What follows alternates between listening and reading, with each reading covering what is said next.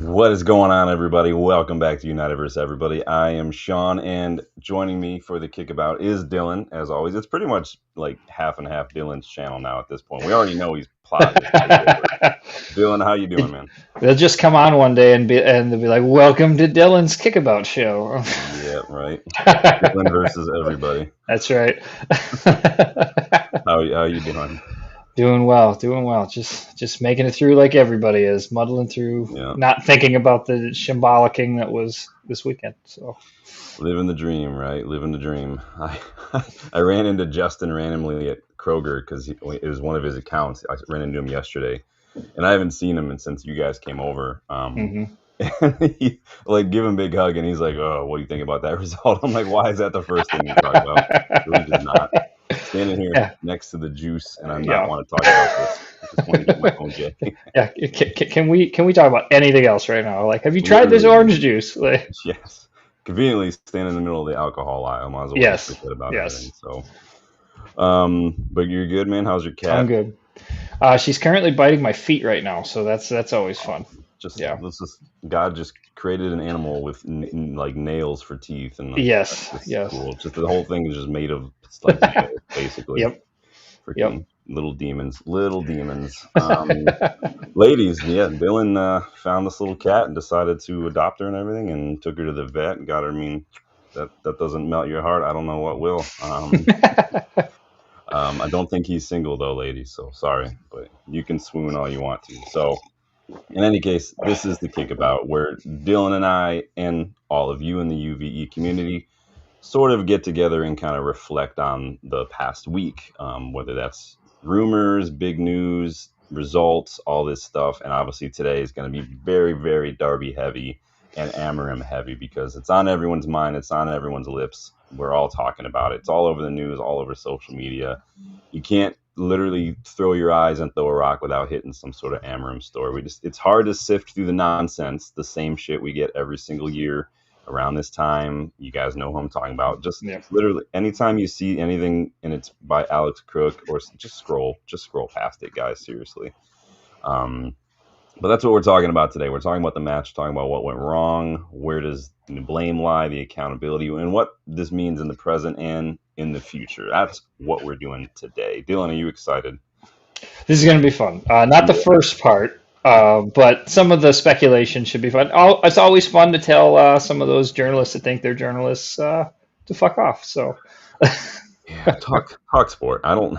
oh, The fact that they're all this shit from like Crook and yeah, Simon Jordan just builds yeah, traction and gets like this is yeah. I mean, it's just yeah, annoying, but we're yeah. used to it by now at Oh, this yeah. club. So that's what we're doing today, you guys. Make sure you like that video. Make sure you subscribe if you are new. We are on the road to 3K. Would love to get there before the January window kicks off. Be sure to check those memberships as well. It's the best way to get involved in the channel, and it doesn't just mean cool emojis and badges. It means you can even join in on the Kickabout for Legends members. You just got to hit me up at unitedstatesofunited@gmail.com. I will shoot you a link and you can jump in. But that's for Legends members. Starting 11 members, you get involved. You get all the emojis, you get all that, and you also get to make suggestions for scouting reports, what if episode ideas and stuff. You guys know what if episode 3 of season 3 will be popping out sometime shortly, so keep an eye out for that one. We've already done 2 episodes this season, so go check those out if you haven't yet. They don't go in order; they're just fun to do. So they're pretty short. They're like bite size. You can do that while you're eating breakfast or something. Not a big deal.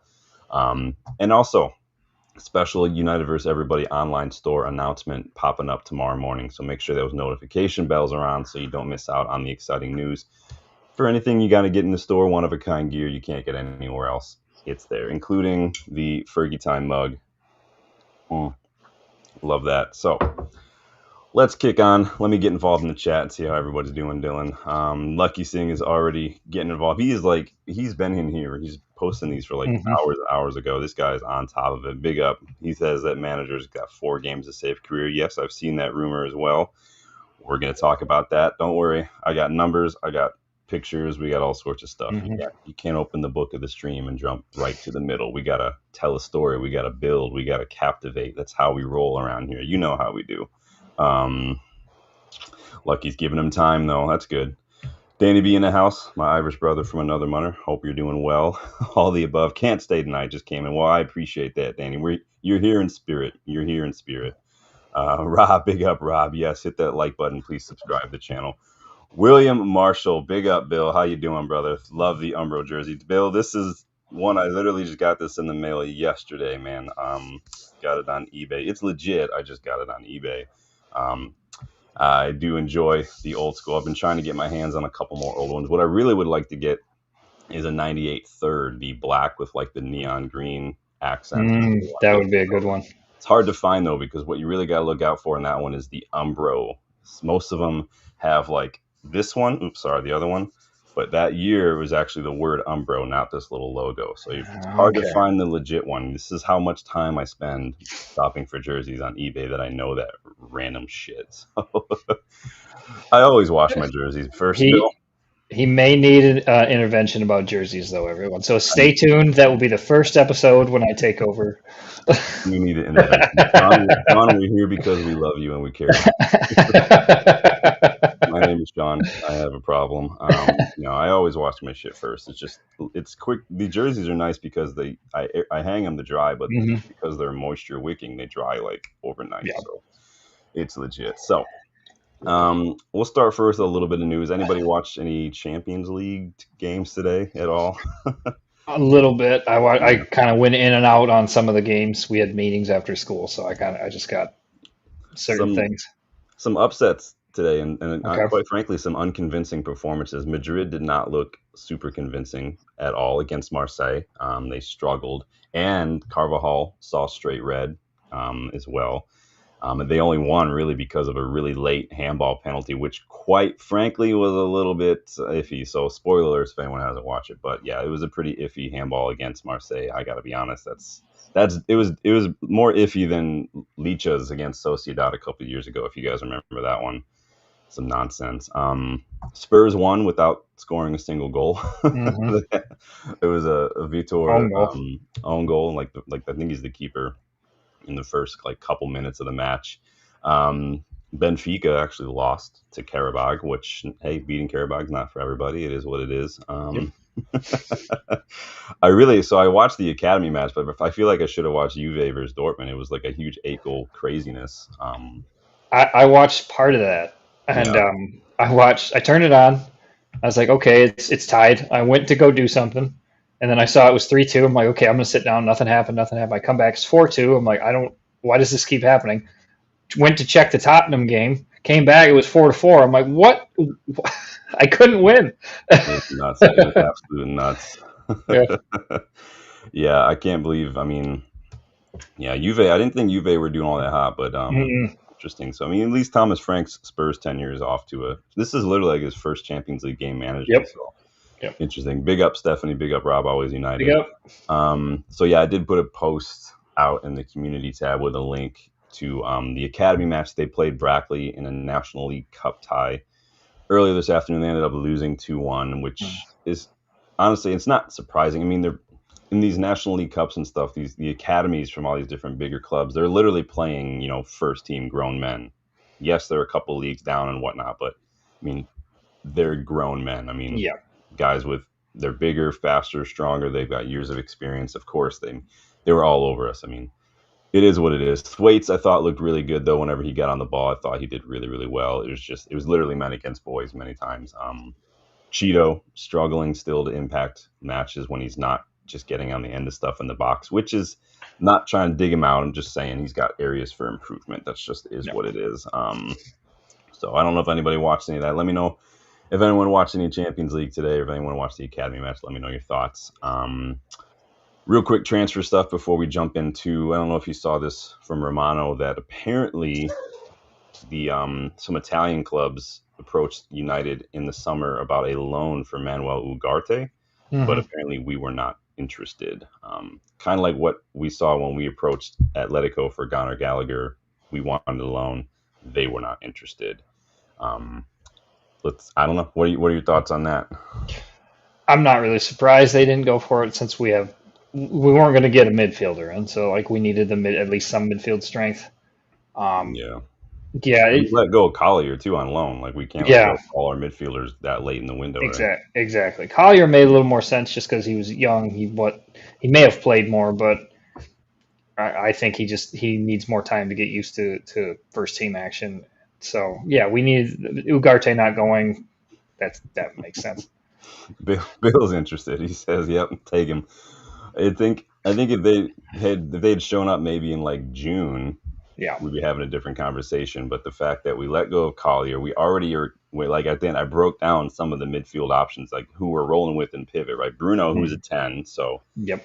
he doesn't work in the six, but that's not necessarily his fault. That's not his Yep. position. Casemiro looks better to his credit, right? But Hmm. still older. And he's not really the mobile guy. He is a forward, vertical ball playing kind of guy. He's not like if you just drop a shoulder, you're past him, and he's either getting a red or you're just past him. Yep. Ugarte got fires, like I like his mentality. He's just the footballing IQ, the quality is just not Yep. there on the ball. And then Manu Young looked good against Derby, which we're going to talk about in a little bit, but he's young, and so it's Yep. difficult. Honestly, we're going to talk a little bit about Manu's role and Bruno's role, especially with Cunha being injured. We'll talk about that. But our midfield options are almost non-existent, really, when you break Yeah. it down, right? And then it's like, honest to God, Collier is probably right now would probably come in and start next to Bruno, Hmm. the way he was playing. But I don't know. Yeah, we know you don't like Ugarte, Bill. Bexy's in the house. Good to see you, Bexy. Hope you're doing well. Yeah, we did a little thing last week, Bexy, on the Kickabout, predicting how many points we might get from the next 5 fixtures, including the Derby. A lot of us thought we would actually win on Sunday. Obviously, quickly ended. Like we got a little sprinkling of like a kick in the nuts while we're at it too. So just it was awesome. Um, it's like getting a paper cut on your knuckle and then like cutting a lemon or something. It was just awesome, Yeah. and then dipping it in salt. Not fun. So I can't remember what we predicted. I thought we would beat City, probably lose to Chelsea, probably lose to Liverpool, and probably get our first two back-to-back wins against Sunderland and Brentford. Now I'd be happy if we could just get a single win out of that next run of Yeah. games. Personally, Yeah. you changing your mind on that, Dylan? Oh yeah. I'm saying we're gonna be lucky to get three if we're gonna play like that because Yeah. Honestly, um Sunderland can show up and just destroy us if they want. I mean, I'm yeah. dreading that Liverpool match. I might not even like Oh God. do a stream for like 2 weeks after that. I might conveniently go on vacation or something. It's gonna be harsh. Yeah, no, I'm not happy about that one. So yeah, Bexy, let me know what you predict, man. Bill's saying 4 points out of the next 4 matches, which is Seems probably reasonable. being super generous, Yeah. honestly. We're gonna talk about that though. Trini Red Devil, welcome back. All the people who say they are giving the manager time. I really don't know what y'all think is gonna happen. The more time you give this stubborn, hard-headed, out of depth manager is the death of us. Don't have a problem with managers being stubborn. I do have a little bit of an issue when it comes to fruition that maybe they are out of their depth. But I don't think it's possible to see that until a certain amount of time, if that makes sense. Unless you're David Moyes, and then shit. Yeah. That was pretty. It's pretty much day one. If you read Jamie Jackson's book, The Red Apprentice, the first no, not The Red Apprentice, sorry. Where is it at? A Season in the Red, sorry, Season in the Hmm. Red. First chapters with David Moyes, and dude, literally from day one, that guy was out of his depth. Like, Yeah. it was embarrassing, man. I do think Chelsea is a tough game, though, Bexy. Oh You're yeah. absolutely right. So, um, Yeah. And if Palmer starts kicking on, look out. I didn't think he was even going to be fit, and then he shows up, and I'm like, come on, Yeah. And he dude. scored a goal. So Ugh. Yeah. So, you have any more thoughts on Ugarte or anything? Any other news that you saw a little bit? no, just the same thing everybody else is saying about Mm. that Ugarte news, but a lot of stuff about Amorim. I saw a short list today of possible managers. So We knew that was yeah, coming. yeah. This is like This is it's like the Christmas at this yeah. club. This is what we Same see every year. So Same time every year. It's like Halloween decorations at Target mhm. in August. Yep, It is what it is. yep, So it's um yep. so let's talk about this derby. What are your thoughts on that performance? I mean, just utter shite. Um, Big up, Rob. 2 months of membership, woo, man. Big up. Love that, man. Appreciate nice. you guys. Congrats, Rob. Congrats, dude. Uh, um, That's something to celebrate rather than. We'll give him a round of applause for that one. We'll give him a round of applause. Big up, Rob. Go ahead. Sorry, Dylan. No, I was just gonna say, yeah, it was just all the stuff we've been talking about. You just hit everything all at one time, Yeah. and right when you thought maybe we're kind of working through some of that after the Burnley match a little bit, and like, okay, we've had the Burnley match, some things started to work. Maybe they'll use this 2 weeks to really get to fire on, and no, just it.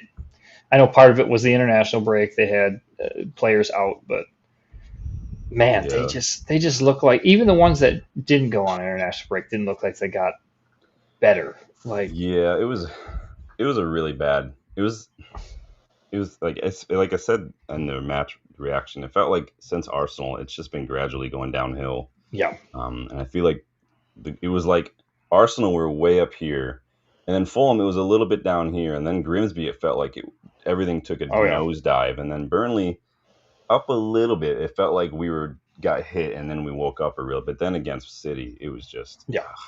like We, what? Go ahead. we stumbled back to form. Yeah, Like, it we we, was we really revert to type a little bit. yeah. Thank you.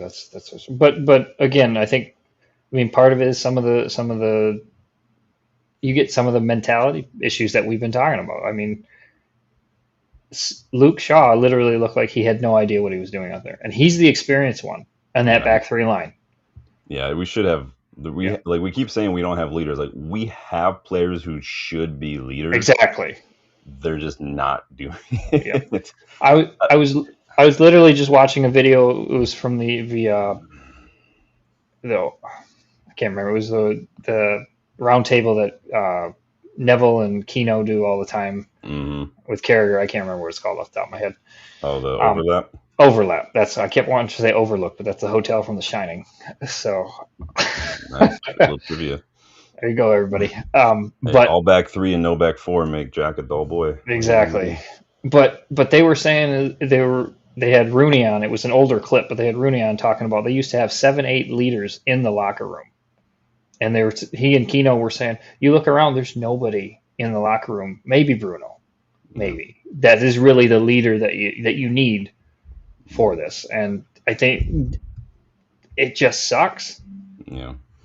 Even like, yeah, in the locker room we get it. Like, but I'm in the match on the pitch. Like, Yeah. where are we turning to? Where's Mm-hmm. everyone turn? You're supposed to turn to the captain. The captain's Yep. supposed to be turning to the manager. Like, manager's in the dugout on his iPad playing Fruit Ninja. Um, Bruno is just does not look like he's just 100% in it right Yep. now, in my opinion. I don't know what the issue was at City. I mean, aside from just we were shit. I mean, was it individual errors? The system. A lot of people are blaming the system. I don't personally agree with that necessarily 100%. Were the players just not up for it? Was it some sort of combination of everything? Was it? I think team selection again had a big part in that. I mean, I think Mm-hmm. Bruno probably this was a free hit for Amorim to throw Bruno in the 10 with Oh Keno yeah. being injured. Start Kavi in midfield, maybe put him next to Casemiro or something. Mm-hmm. Kavi and Ugarte were the pivot that beat City last December, so Yeah. that was my pick going into it. Yep. He did make that change and brought Kavi on, but again, like we've also seen from Amorim, it was too little, too late at that point. Yeah. We've seen that time. I think his team selection, his in-game management, and his subs just they don't inspire me. They're too little, too late, and I just you shouldn't have to do that. I mean, honestly, Kobe did well. He played 30 minutes, completed Mm-hmm. 100% of his ground duels, 100% pass completion. He probably one of our better players. Owen Hargreaves said he was our best player. I don't know if you agree with that, but it just felt like another instance of Amarim not really having any solution or really able to impact the match when No. things aren't working, when the plan doesn't work to start. It doesn't seem like, and this is where I do start to think the stubbornness creeps in. I don't know if it's stubbornness or if it's like analysis paralysis. I don't think there's anything wrong with managers stubbornly sticking to their tactics, but in a match when it's not working, when the personnel you have on the pitch isn't working, like you have to like just snap out of Mm-hmm. it and make some changes that'll actually freshen things up, Yeah. right? It just doesn't seem like he's able to do that, and that's where my concern lies. Is manage as a verb, right? Not just a title. You have to actually do stuff. And so, I mean, in your opinion, has he ever shown that he can make changes to impact a match or respond when things aren't necessarily working? Rarely. Yeah. He doesn't seem to have the tactical nous to do that or nuance to do that. I mean, and I think that the system can work, but I don't. But he's not. But to do that, sometimes you have to change the personnel and where they're playing, and he's not making those in-game adjustments.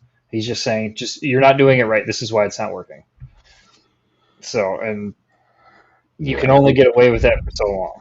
It's starting to feel more and more like, well, the system works, the players just aren't doing it right, kind Yeah, of a thing. Like, and I'm like, at what point then does it become, well, are you able to communicate and coach yeah, the system effectively? Then these are players who are Champions League winners, and like it yeah. shouldn't be that difficult to learn how to press. Now, granted, a lot of these players don't have a high footballing IQ when it comes to press. We saw this under Ragnick and Ten Hag. When it gets to be a little bit more tactical and not just counterattack like Ollie or Jose, a lot of these players do struggle.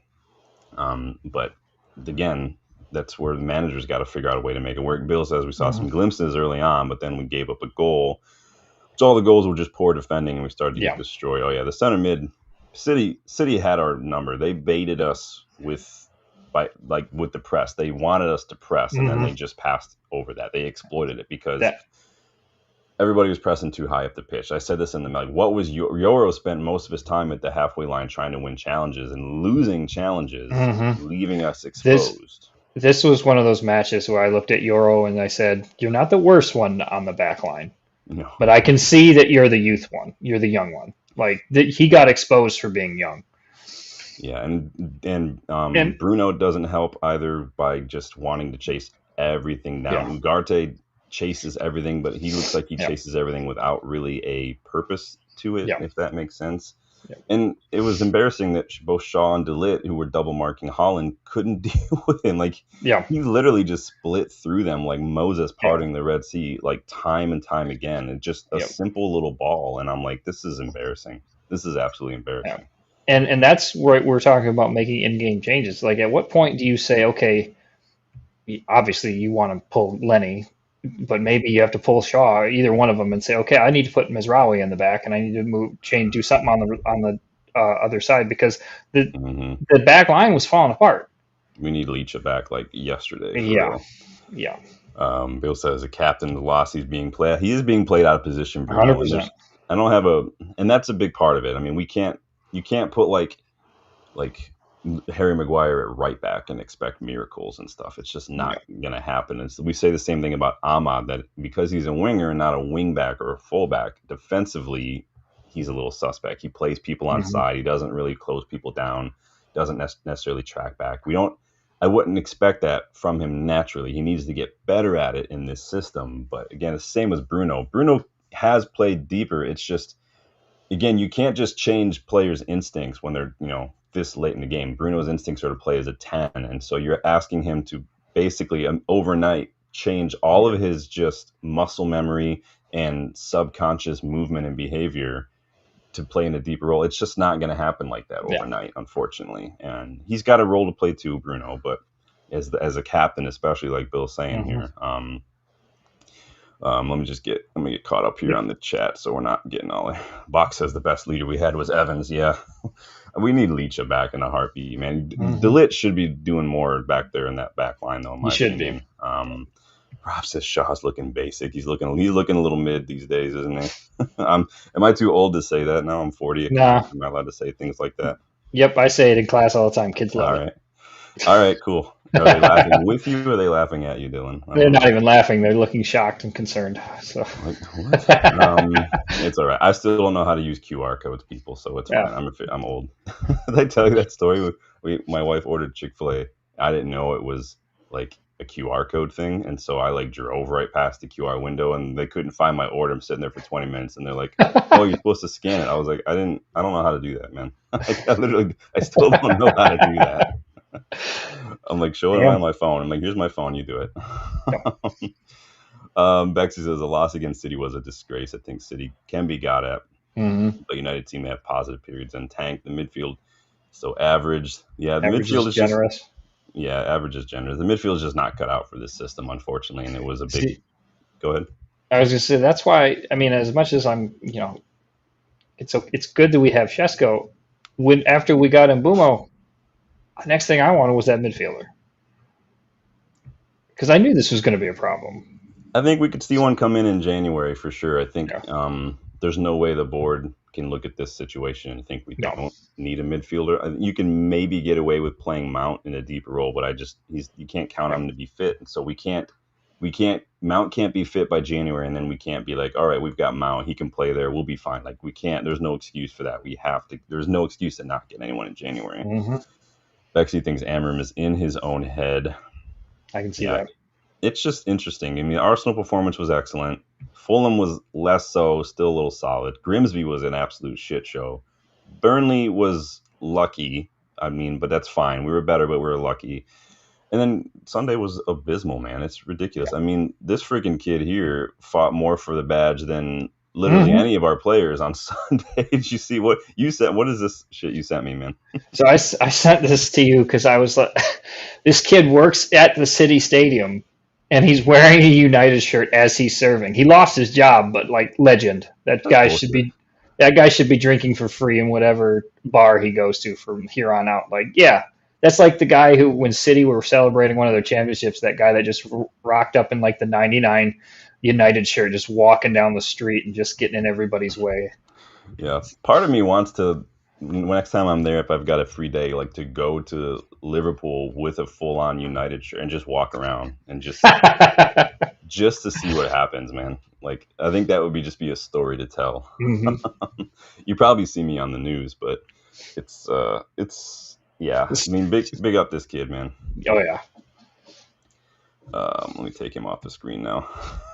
You said that, I was like, what is Yeah. this?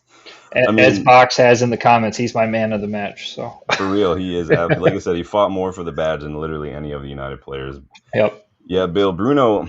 That's part of Bruno's problem. I think so. When Maguire wore the captain's armband, it was one of my criticisms. Like he's not a bad player, Maguire, but he's not a great captain in the sense that I felt like he tried to do a little too much to try to look like he should be the captain. Yep. He took unnecessary risks. He tried to be too cute on the ball sometimes. Bruno does that in a different way where Bruno just wants to impact the game, and so he just vacates his position. He runs. He wants to be the one to do everything Hmm. in order to try to get something. And I applaud the mindset, but I'm like you have to like it's hard because like what he's working with. We can't sit here and say all these players are shit and then tell Bruno just to trust his teammates because you can't have it both ways. But Yeah. and so he does need to be disciplined, but at the same time there gets to be a point in the match where you're down, and if you're not gonna do anything if you don't win the ball. If you don't try to fight for the ball, City are just gonna like when Ake came on, he was literally telling everybody, "Hey, 5-4-1." Like all City had to do was just chill. So Hmm. I get it, but at the same time, he does it all the time, and it can be a big problem.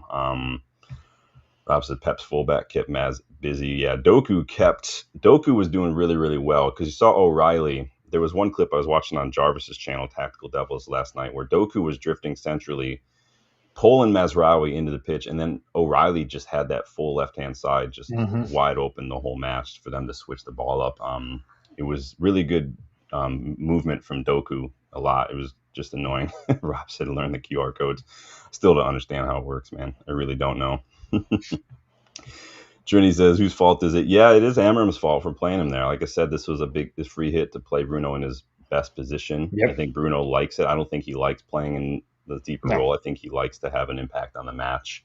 I also think Bruno can be a little bit of a control freak where I think he thinks playing higher at the pitch gives him a little bit more ability to impact the game. I don't think he likes it's like when I play FC 25. When I play career mode, I choose the lock to the player option instead of controlling everybody. So I control one player and it makes it more realistic, but you're also relying on the CPU, the Hmm. AI to find you a lot. And so it's kind of like what I feel like Bruno. He feels like if he's got to rely on his teammates, sometimes nothing's going to happen. So there's a good and a bad side to that, I Yeah. feel like. But Stephanie used her first QR code at IKEA. Awesome. How many tries did it take you? Oh man, I think we're caught up here. So Stephanie says Bruno has zero defensive discipline. Ain't midfielder. Questionable choice as captain. I mean, DeLitt is probably next up in line in my opinion, right, for armband. Like Yeah, I think he's all you got Yeah, because I don't really see any other leaders it's a to the good place level to we be in. need. That's a Yeah. good place to be in as a club. And like I said before, so I don't necessarily think this was a system thing 100% because it's not. It's not. Other managers use a back three and they're doing just fine. It has nothing to do with the formation. A lot of it has to do with maybe coaching and thing, but Mhm. again, a lot of it is individual errors. I mean, if you look at some of this nonsense, I mean, tell me what is happening here? We've got four red shirts and Doku literally just barely has to break a stride to just walk it right into the freaking box. Yeah. What are Shaw and Ugarte doing right? Where the, like what is happening? Again, this is that example of Shaw. Shaw, he's 30. He's played for so long. He has the experience, and he got done so easily. And then just looked around. He didn't track back to watch a runner because you could see Ugarte go to try to get his man. And you So see, it's like, and you look at Shaw's body posture right now. You know what yeah, happens. You know what happens when you look like that is when you overcommit to yeah, something. When you can see he's squared to Doku. Doku blew right past him. That's yep, just bad defending. You have to jockey. You have to stay sideways. You have to kind of shuffle to keep in line with him and run alongside him like that. You can't get yep, squared up like that. You yeah, can't overcommit because you're dead as a defender when you do yeah, that. Anybody who plays defense, anybody who plays fullback, anybody who plays mid, you can't square up on someone when they're dribbling at you. You need to face them sideways, run with them, hmm, and that's you get squared up, you're done. You're literally done. Shaw's lucky he didn't get dropped on his ass. yeah. It's ridiculous. Bill says I think Dallo can play in the system. Well, Dallo needs to improve his end product and his ability to close down the ball because his defending is suspect. Yeah, I think Dorgu he looked really good coming back from preseason. This city match, it's hard to judge anybody on this city match though because it was god awful. Samuel's back in the house. How you doing, man? He's got FC 25. He's signing everybody we did scouting reports on. Big up, man. Let me know how it Nice. goes.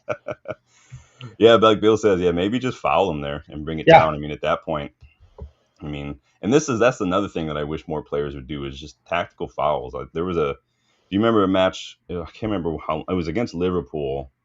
It was when Dan James. It might have been the 7-0. It might have been before that when Ollie was still managing. There was an opportunity. Dan James to Salah had a breakaway and he was on, and Dan James was just trying to like just push him. And I'm like, just literally Ollie Gunnar Solskjaer tackle him, like take the Hmm. red at that point. Like Yeah. players don't do that anymore. No. But yeah, And I would not yeah. have had a problem with Shaw doing something there and taking the yellow. What were you saying, Bill? But wouldn't that be an example of the lack of football know-how, Yeah, football yeah. knowledge, like It's football IQ, knowing, man. yeah, football IQ, knowing exactly what the situation calls for. Okay, yeah, I mean, yeah, you talk about Ollie taking the red, yeah, you know, Ferguson told him, oh yeah, I don't like that, but inside he was like, good foul. Yeah, Yep, you yeah, literally have to sometimes. yeah, yeah, Because that yeah, could have been a difference between like Bill's saying, that could have been a difference between a goal here or not because they scored from this exactly. opportunity. Um, Yeah, and that's just it's ridiculous, man. yep. Same as Shaw should just retire from football. Yeah. Bill says we had a derby with no yellow cards. Yeah, I saw Keno talking about that. No yellows. That's Doesn't. Yeah, that's terrible. it's embarrassing, That man. that tells me right there you don't care enough. You don't That want to go kill the other team. If there's not at least three yellow cards from United against Liverpool, we might as well just like quit the red, just go down because I and mean this we couldn't this do is it what against happens City. when your heart's not in it. When you're just Yeah, not going 100% in on anything. Like if Lucha was here, you walk in with a yellow card. Now Keno is not the best guy to talk about getting cards against City because this yeah, guy ended someone's career that's in true. a City shirt. This dude sat there for like a season waiting to get his revenge, and just the Hmm. first chance he got it, he was like, "Yep, you're done, bro. Do me a favor." These dudes. Yeah, Samuel, they should have actually crunched them. So someone said earlier, probably everybody said earlier about playing players out of position. Yeah, I mean, this is one you and I did that New Year's resolution video last January, and one of the things that I said was stop tinkering, stop tweaking best players, best Hmm. position. We've got a 10 playing in the six. We've got wingers playing in tens or wing backs. We've got a winger playing fully at a wing back. Ugarte constantly going turbo. Quite frankly, he's literally like he just snorted 10 lines of coke before he started doing it. Don't do drugs, kids. Not good. Nobody in this team really knows how to properly No. press as a team, or just calm down, maybe be patient. And this is what happens again. Like I said, everybody wanted that ball. Everybody was just freaking out, and City were just like, "Cool." We played right into their hands. They passed it back. Yeah. They passed it back. You want to overcommit? Fine. We'll just pass into the space that you just left. Someone's going to be there, and it was just time and time again, man. Team selection, I don't think helped. Something we've said about Amorim in the past. Again, Cunha out. Bruno should have been the 10. Like, stop putting square pegs in round holes is basically what we're saying. Play them in their best positions. Amorim was pretty defiant. I want to know what you make about some of these comments. I will do everything I can for Man United. This is my message to the fans. I'm suffering more than them. Call bullshit. I won't change my philosophy. If Ineos want it changed, you changed the man. What do you make of this? Because he said similar things like this before. I'm going to throw a couple questions at you, then I want to hear your thoughts here. Do you agree? So Ronaldo Brown, Stretford Paddock, says that these comments sound like a guy who doesn't necessarily believe he can turn it around. Do you believe that? What do you make of this? I don't think he does. I think he's gone in after Fulham, after Grimsby especially, and gone in like, I don't think he thinks he can do this. I don't think he's come here and saying, even probably last year, I don't think he's kind of realized, this is not something that I can fix. And if he's saying he's suffering, he probably is, but his suffering is different than our suffering. I mean, he's still getting paid handsomely. Yeah, all that suffering. I read too from Nathan Salt, if we sack him like before the year, before he's been here a year, he gets like 12 million. Like, literally more than we paid to get him here. Like, this is why I don't feel bad for managers when they get sacked. They get a lot of money. Like, I would love to be a manager for a week, get sacked, and get like $500,000. Like, even just give me $500,000. Cool. Ten Hag and his staff are getting like almost 30 million. They were splitting that up between the however many of them are. I'm like, Jose Mourinho has made more money in severance in the last decade than like 99.9% of people ever like see in their entire lives. It's embarrassing. Sorry, go ahead, man. But Rob's making a good point here. He's like, he's suffering on a lot more money than me. I mean, that's going to cushion the blow. I don't. There comes a point where yes, you need to be strict in how you're going to do things, but man, like, this isn't working. You can see it's not working. You got to be willing to say, okay, I got to change this. Yeah, and I think that's, and you and I have talked about, there's ways he can change things without abandoning his principles, as Nabi Savage would come out and accuse him of doing. Like, again, up the tempo, play the players in their best positions. You don't have to change necessarily your formation a whole lot. Just all it takes is literally just put Bruno in the 10. Yeah, it's not that hard. If Dorgu's not quite ready, put Cunha on the left side for a hot second if you want. Put Ahmad over there, for fuck's sake. The guy's got a left. Let him start learning how to put crosses in the box instead of carrying that ball to the byline and getting 18 touches in before he does anything with it. Like, teach him how to pass the ball instead of holding on to it too long. And then we can start Dallo or Mazraoui or whatever. I don't care. I think another thing is, Amorim, I think, this is where I think he's also maybe stubborn in the sense that he's not maybe quite ready to admit this to himself, but maybe he needs to adapt a little bit to the Premier League in general. And I know a lot of people say, like, it's not Portugal. It doesn't mean it's not necessarily good enough, but you do have to make changes. You can't, anytime you have a goal in your life, if you want to buy your first house, if you want to run a full marathon, you can't do the same thing you've been doing every day and expect to be able to accomplish those goals. Goals need changes. You want to buy that house, you got to make sacrifices, change the way you're spending, change the way you're saving, change the way you're budgeting. You want to run that marathon, change your diet, change your exercise, change your sleep patterns. You can't expect to just not make changes if you want to achieve goals. He says he wants to be here 20 years. You have to make sure to put yourself in the best position to do that. And there's a way, like a lot of the comments are going in here. It's like, adaptability is not a bad thing. Being able to be flexible is not a bad thing. What other manager is going to have 9 center backs go out onto a field and still win the game? That's adaptability. That's change. That threw a wrench into everybody's plans, and it's a boss move. Yeah, you And can't. Yeah, yeah, I feel like Fergie was trolling that day. I mean, he let's was, be but it honest. still worked. I mean, he knew what he was doing. He had the flexibility to do it. And I Mhm. just with Amorim, I'm not seeing the willingness to do so. There's nothing wrong. I mean, Rio said it a couple times. I mean, there's nothing wrong with just holding your hands up and saying, "Yep, this was a little more difficult than I thought. I'll just make some changes." Yeah, It doesn't even, you don't even, if you still want to play with, like, play a 3-5-2. If that's like, yeah, if we don't have the midfielders for a two, add another body in there at least and make a three. It doesn't have to be a 4-3-3. I think that would be good. It doesn't have to be a 4-2-3-1 necessarily. I think that would be fine too. But just 3-5-2 is just fine as well. And then you can also even, that can even change shape in different play states in the match. Like, it's not that difficult. It seems like a lot of people are not happy with the not changing his philosophy. yeah, If it is a system thing, again, like I said, that's an Ineos mistake then, because it's a big reason Liverpool didn't want to get him, not because I didn't think he was good enough, but because they would have to change everything and start yeah, over again. We were at that place that we could do that. We were ready to start a rebuild proper.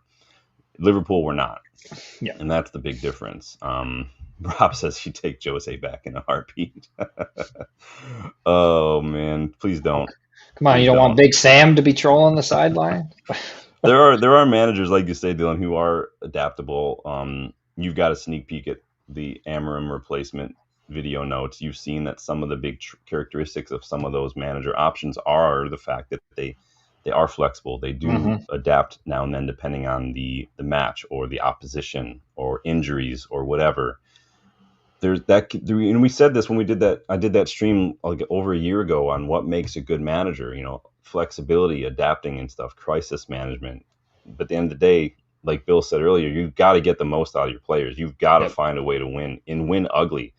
Yeah. Everybody gave us shit for needing a penalty to beat Burnley. Liverpool just did the same thing, and we don't banter them because that's what you need to do sometimes. It's better lucky than good Hmm. sometimes, and that's just the way it has to be. There's nothing wrong with that. You got to win ugly sometimes. It's ain't a beauty pageant. um, Rob, what are you doing? I want whatever you're drinking, bro. Will Bill says there's only one way to win, and you are stupid. Look at the last four Champions League winners. They all Hmm. play different systems. Yeah, and everybody wanted to go back four. It's not that simple. Every manager since Fergie's played a back four, a 4-2-3-1, and none of them are here. So Yep. there's more to it than just the formation. Stephanie says Amorim was daft by saying it's the only formation he knows and won't change. I mean, he has played a 3-5-2 in Portugal, so I just don't get it, man. It's hard. Where you fall right now, Dylan? Like, play to suit the players or try to get the players to play the system. Like, You have to meet. You have both groups have to meet each other halfway. There has to be some non-negotiables from the manager. Like these have to be done. This is other else. This isn't going to work. And the manager has to be not brave enough, but recognize that the players may not fit with the system that he wants to play immediately, and make some tweaks to it, and say, okay, you're better at this. We'll throw you here, or we'll do these tweaks. And honestly, it just seems like they're all just stubbornly fighting each other right now. I almost feel like we could have. Like, I love that we signed both Mbeumo and Cunha, but I almost feel like, would you have sacrificed one of those guys or even a striker to get in a midfielder? Like, Oh yeah, that seems to be the biggest hole in this whole yeah. system right now, is that it But relies heavily on these midfielders, and we just don't have any. but now the big problem is the two best players that we have so far were Cunha and Embuemo so far. Yeah, and And Cunha's out, and Buemo yeah, is just not looking as clinical as he has been. I yeah. mean, he missed a sitter. He's had chances. Hmm. I don't know what it is about United. As soon as managers, players, as soon as they come into this club, like, all their Yep. mojo is taken from them. Then they leave and they go win They're fine. Scudettos and Yeah. Player of the Year in Italy and shit. Like, what the hell is this club, man? Is the Old Trafford on like some ancient Indian burial ground or something? Not that I believe in that stuff, but still, like, what is The happening? the Picts put a curse on it. That's why we can't. It Oh, was, yeah. jeez, witch doctors or something. Trini says Euro, Delit, Maz, Shesko, and Wembley, the only players taking the game seriously. Yeah, Euro was taken a little too seriously at times. He needed to chill down a little bit, but Yeah. um, let me get caught up down here. Baxi thinks Amorim looks lost. You have to be insane to believe in this project. It lacks confidence. Tactical IQ, leadership. The ship hits the iceberg on Sunday, and no one can swim. Vox says it will end up relegated, but at least he didn't change his philosophy. Hey, man, if this is the hill he's going to die, and this is why I don't get in these whole Amorim in, Amorim out, because A, it's not the way my brain works, and B, the manager's going to get himself sacked or he's going to get himself backed. It's just the way football is. There's no point, I think, in getting involved in that. It's just us kind of raging and like basically just venting, really, which is fine, but I just kind of get past all that and try to get a little bit more productive and analytical, I guess. Doesn't mean I'm smarter. I'm not trying to look down on anyone. It's just maybe it seems like I'm on the fence or whatever, but it is what it is. Rob says Liverpool was a bit different. We had to clear out. Slot had to slot in. Yeah, well, their rebuild started under Jurgen Klopp, and Klopp wasn't even the guy who started it. Liverpool decided this is how we want to play. This is our culture, identity, and Klopp suited that, and that's why he didn't have a final say on players and things. And Arne Slot was the same thing. This is the way we wanted to go. We're building. Slot suits what we want to do. That's why you notice there's not a whole lot different there. Mm-hmm. Yeah, it was a good save. So, Trinity says when Bruno makes a mistake, it's fine, but when his teammates make a mistake, he's throwing his hands up in the air, having a tantrum. I have seen him get mad at himself on many occasions, though. Bruno shaking his head at himself, letting him when he misses a kick or a shot or something, he does go in on himself. The cameras just don't like to show you that. So, but I have seen it on several occasions. So. Bill thinks we have good enough players to be in the top 10 if the manager just said we're going to play 4-4-2, go have fun. Sounds like Ollie. Sounds like what Ollie would say. At this point, I'm all for it. Fuck it. I would play 4-4-2 just for the nostalgia alone, man. Yeah. I'd wear this jersey every single time just to bring back the vibes of the 4-4-2, man. Ranieri can do it. All right, let's kick on here. Anybody want to change their prediction where we're going to finish in the table this season? Question God, for you. That's a painful thought. Yeah, right. We seem like, remember we were talking like 7th and 8th the other day, and now we're like, okay, maybe we can just avoid getting relegated again. Yeah, that's gotta be the goal.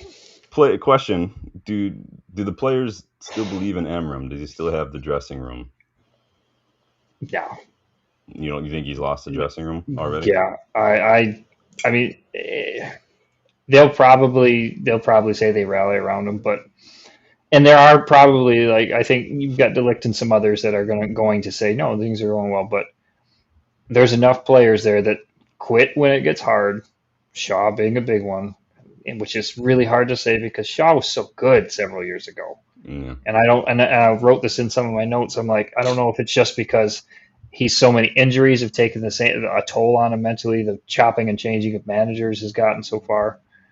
Gotten to him like Rashford. Of all things. Yeah. I mean, like I said, the book behind me, Edge, I mean, there's studies that show you that constant turnover in manager does hurt individual development in players. It just does. And we spoke about in that What If episode on Shaw, like long-term injuries do cause depression, anxiety, all that stuff. And I think part of that, if he went somewhere else, he'd probably be a player reborn. Everybody does. But I think maybe it's a pressure thing, but you think he's lost the dressing room. What have you seen to make all of it? It's the fact that we can't get consistent contributions from everybody. Yeah. We get it one game and then we get it off. And then you look at the managers from the promoted clubs, from the mid-table clubs. I mean, yeah, they have bad matches, but their players are fighting. Yeah.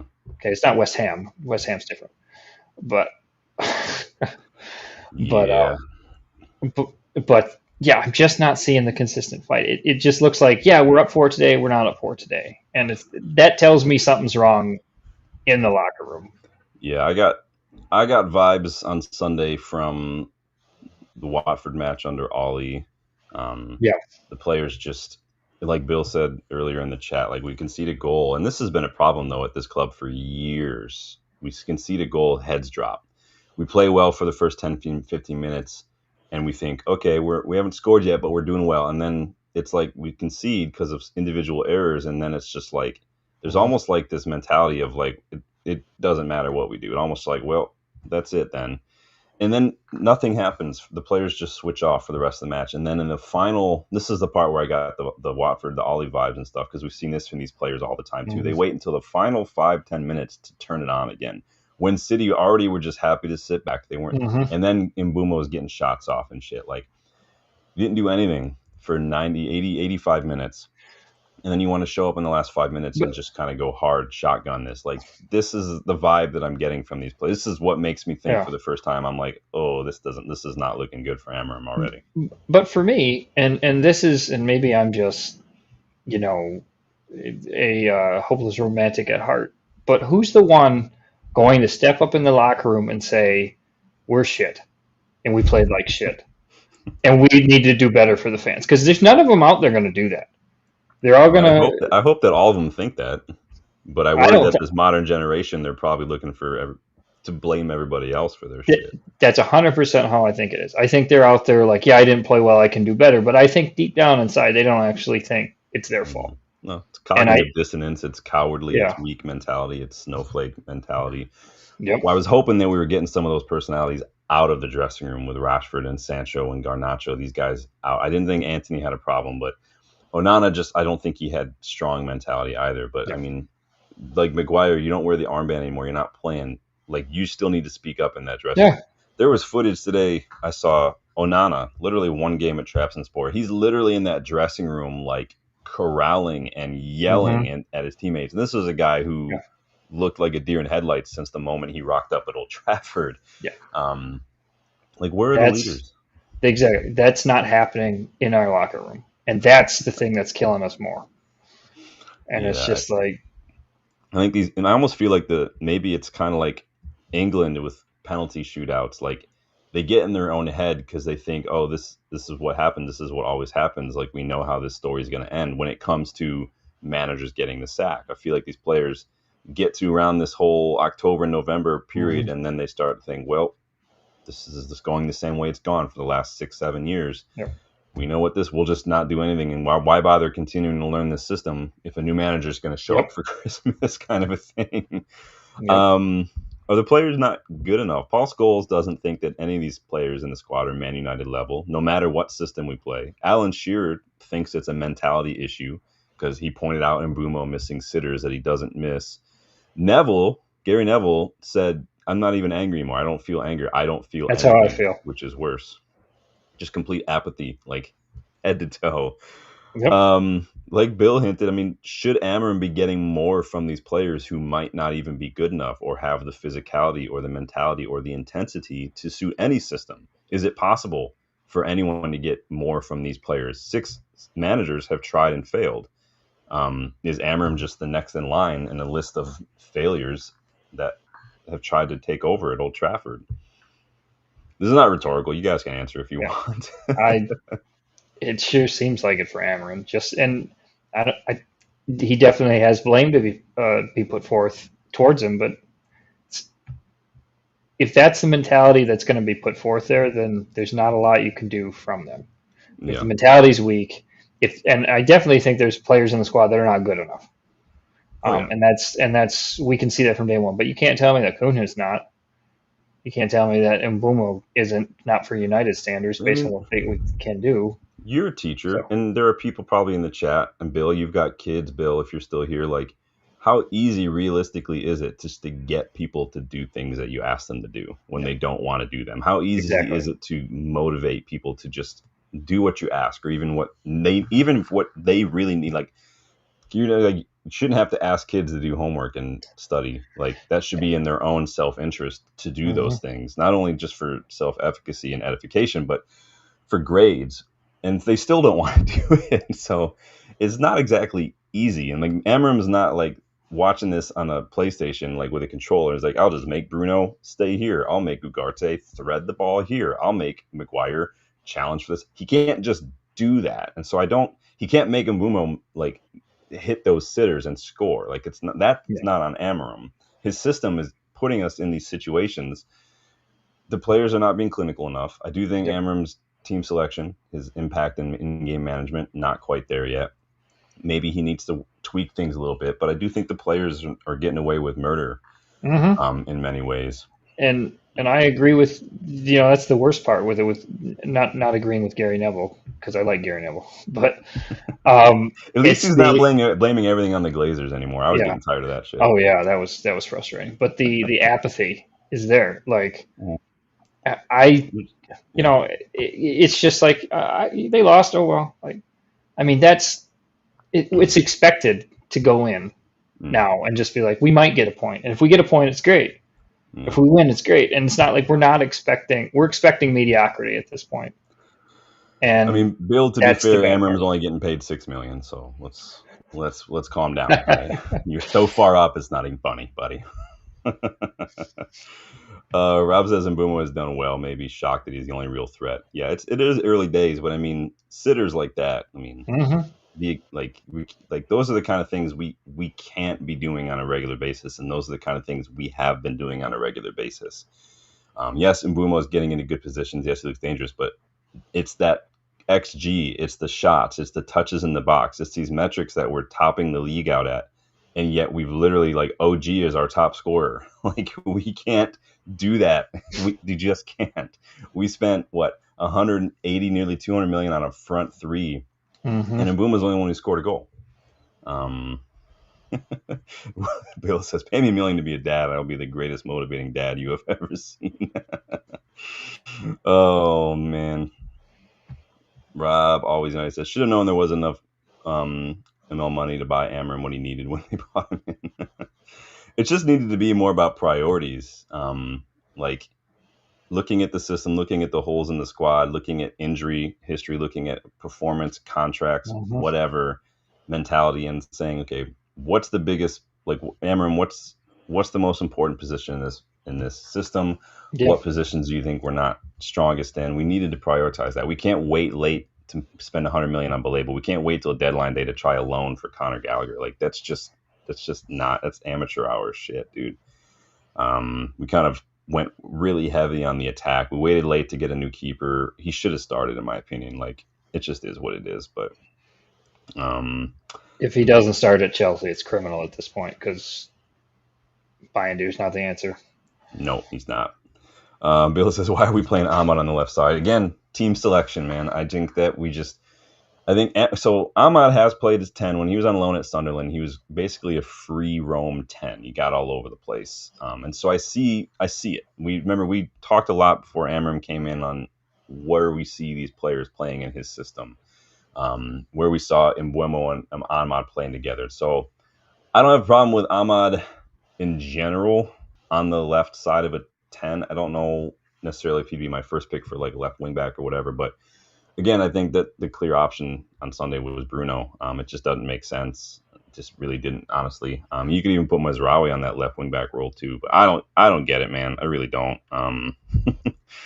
Dylan, where's the line between sacking managers too quickly or too frequently and reinstituting the standard that results matter? Where's that line fall for you? Oh, that's a tough question because Those are the only kind we ask here on the Universe, exactly. everybody. That was a good segue right there as you looked at the camera and said that. That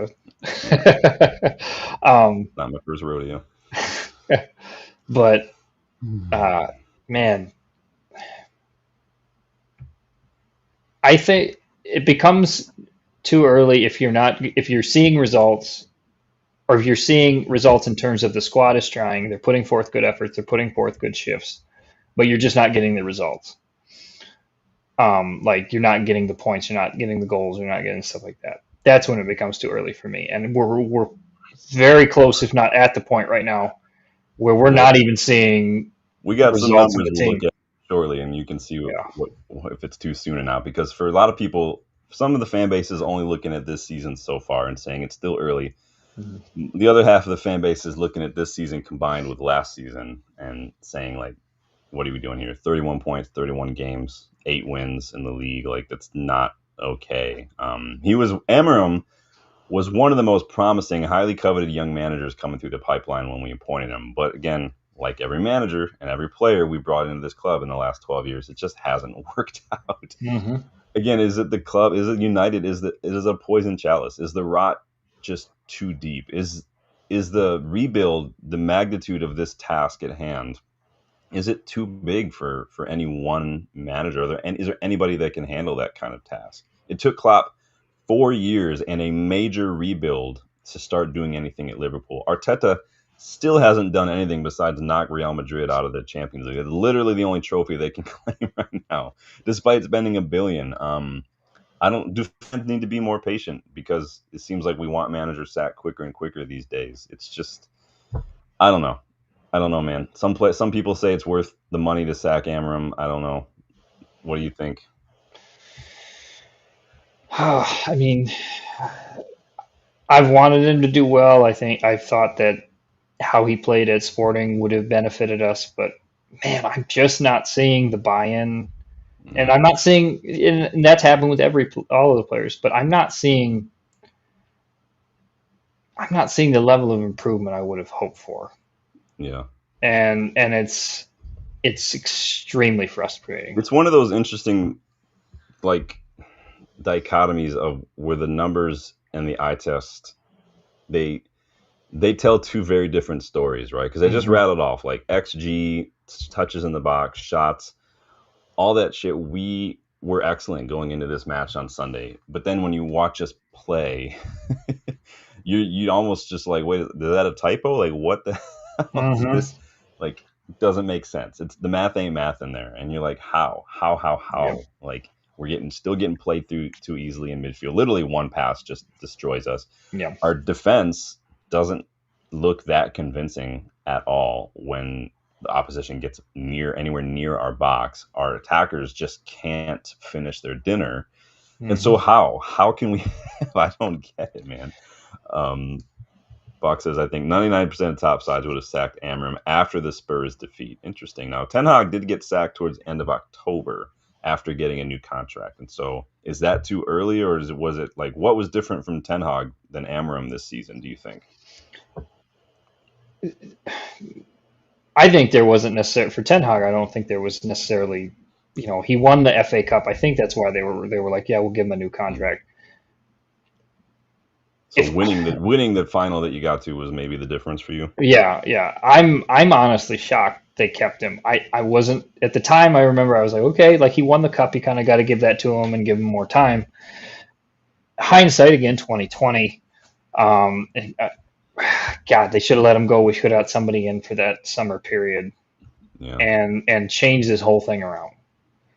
Yeah, it's remember Amram didn't want to come in mid-season. He Hmm. didn't want to have to deal with this shit, and I think that he got a free pass because of that. But he's getting some signings. He's had time. Hmm. He's had his preseason. Now it's only been one preseason and one transfer window, and so I'm trying to keep context in here as much as I can. But at the same time, like I said with Hoyland, like Amram, Ruben, you gotta help me out here, bro. Like, gotta help me out, man, because I Hmm. am on an iceberg out here trying to defend you, my guy. Bach says it is a poison chalice. Daniel Brain, welcome. Good to see a new face. Guys, make sure you're liking the video. Make sure you're subscribing. Really having a good discussion here about Amarim at the moment. Really enjoying this. Daniel says, we knew it was going to be up and down season. You can't do it all in one window. We need a midfielder or two and a specialist right wing back. And that's a good point. We're in a rebuild. This was part of supposedly this long-term project with trying to play this way. But the question, I think, is, should managers be getting more? Should Amram be getting more from these players than he is? Is like, would any manager do it? Because a lot of managers have played with these players and failed as well. Should Amram be doing more? And if to do more, would he have to change the formation? And if he has to change the formation, then why did we get Amram in the first place? Why didn't you just go get another, like, go get Xavi? He's a free agent. He plays a system that everybody wants to see play. He's managed one of the biggest clubs in the world. Like, why didn't we just go do that? Hmm. And like, there's more questions than answers typically when we start having these discussions, unfortunately. Let's see. Stephanie says, welcome to the channel, though, Daniel. Good to see a new face. Stephanie says 50% defeats in Premier League is shocking. Yeah. Oh, it is. It is. It is. Chat Sports says, welcome back, Chat Sports. Depends on what United's goal are in terms of on pitch achievements. Well, I hope the goals are to win. It would be, that is the goal of like sports in general, right? Is to win. Hmm. This isn't like 5-year-olds playing like where it's just to have fun and like just get familiar with the ball at your feet. No, we're here to win matches. Stephanie's got jokes, apparently. Um, Bill says, okay, so Liverpool with Klopp, worst finish was 8th. So even with an overhaul, he was still winning. Maybe not a trophy, but it wasn't an embarrassment. Well, again, I don't think anyone's saying it was embarrassment. Klopp got to a Europa League final his first Mm-hmm. season, lost that one as well. 15th is rough. It really is. We were pretty rough when Amorim came in, though, unfortunately. And I mean, we weren't 30 years of rough like the Scousers, but hey, it is what it is.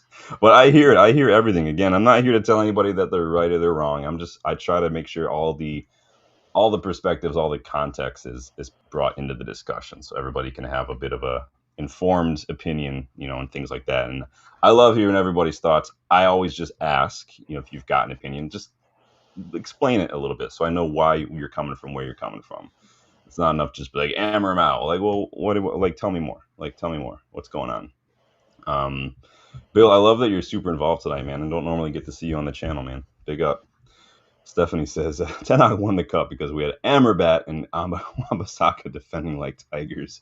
Amrabat, man, he's a player we almost could use right now, unfortunately. So Yeah, that would be big.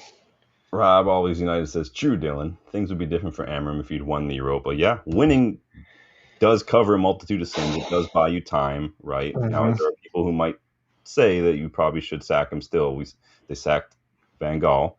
They Mm-hmm. sacked Ten Hag, or like a month later, but they still did it. So Trinity says it's not too early to already sacked by Forest. Forest is a bigger club. I don't know. I don't agree with this black or white concept that's like clubs sacking managers means that they are bigger club or whatever, if that makes sense. Like I don't necessarily buy into it like big clubs would have said. I don't necessarily buy into that because if that would have been the case, then Liverpool would have sacked Klopp after like 2 years, right? Arsenal would have sacked Arteta, for instance.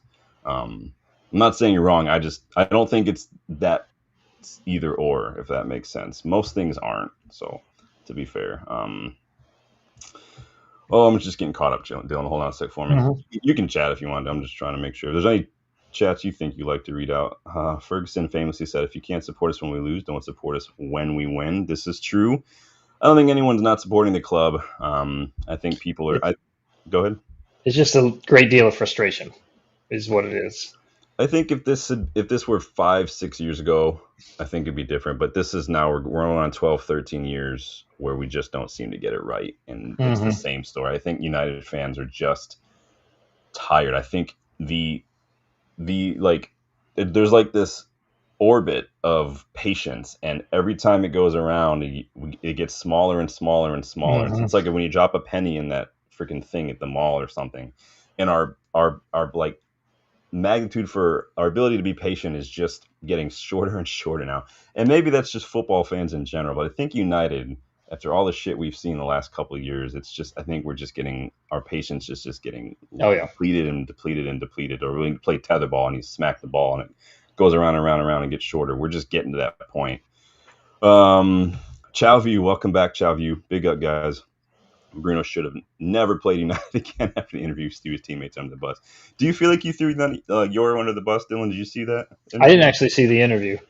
I don't So. think he necessarily threw Euro under the bus. I think sometimes people listen, and when names are mentioned, I think, and in the context of negativity or especially a loss, I think that I didn't hear what Bruno said and thought that he was. I mean, and honestly, he blamed himself just as much. He said there's miscommunication. I did this. Euro did this. Like, I think he's just pointing out the situation. I don't think anyone's throwing anybody under the bus necessarily. Everybody's going to interpret that a little differently. I think the media have run with it a little too heavily, but we all knew what that too. I don't think he's throwing anybody. I don't really think, and maybe I'm just a different generation. I don't necessarily think there's anything wrong with teammates like telling each other you could have done better here, I could have done better there. Like, and I think Bruno was admitting that he played a part in that as well personally. But everybody's got a different perspective. Composed View says, I don't understand the idea of changing his formation. That was the same thing Eric Ten Hag did. I've said it too, man. Everybody battered Ten Hag for doing it, and now they want Amorim to do it. I don't get it. Welcome back, Composed View, though. But if you just here's the big thing for a lot of us though. like the ones that are calling for changing the formation are the ones that they just want to see us win, and they didn't never believe in it. The rest of us that are kind of analyzing it and looking at it is like, we don't really want the whole thing to change. We want tweaks. We want little changes in how things are going to be done. Yeah, it Play doesn't. people, like you said, play people in the right positions. Yeah, Like, I would like to up the tempo when we build out from hmm the back. I think that's way too slow, personally. hmm Um, yeah, teach the players how to press properly. Ragnick couldn't do that. Ten Hag couldn't do that. Players don't have proper footballing IQ. no, You can't teach Bruno and Ugarte to calm down and press with patience and like just pragmatism. It just doesn't work. Um, Same way you can't teach Rashford to slow down and not just head down and book towards the byline. Like, you just can't sometimes. You can't make McTominay a composed, deep lying, like holding midfielder. It's just not his game, even though that's where we tried to play him under Ten Hag. It doesn't work. Um, and so it's hard. With tactical managers, a lot of the players struggle. With counterattacking managers, a lot of these players do well. We're seeing a little bit of a shift. I still think we could transition a little more quickly as well. I think that we're getting the ball forward now that we've got players who can do it, but we still are a little too slow when we're building out from the hmm back. That's my big thing. Yeah, a lot of people are wanting to change the already composed view. Stephanie says one day we'll find out who's driving the bus. Doesn't feel like anybody's driving it right now, to be honest with you. um, some fans do say it's worth it to sack Amorim already. Some fans are already saying 12 million, let's pay it and just start over again, burn it down. Let's look at not some yet. numbers. Because Amorim, this is our record under Amorim so far. I don't know if you guys can see that clearly. So 31 games in the Premier League, 8 wins, 7 draws, 16 losses with a minus 13 goal differential and a just under 26% win ratio. That's doesn't make for very good reading. Mm-mm. That's since he took over. Hold on, we got something going on here. Hold on, hold up.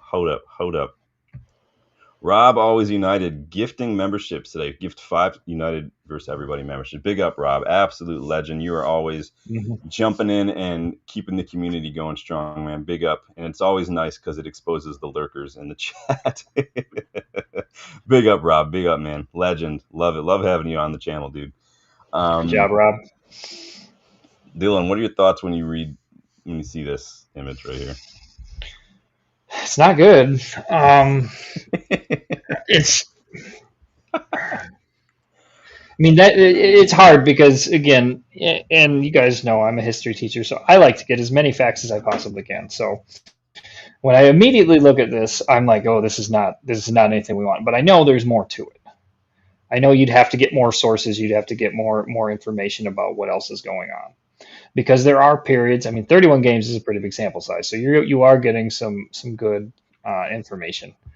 But at the same time, I'm like, there have been other managers, and we've looked at some of the or that we've talked about some other ones before that have had forms like this, and then all of a sudden it clicks together.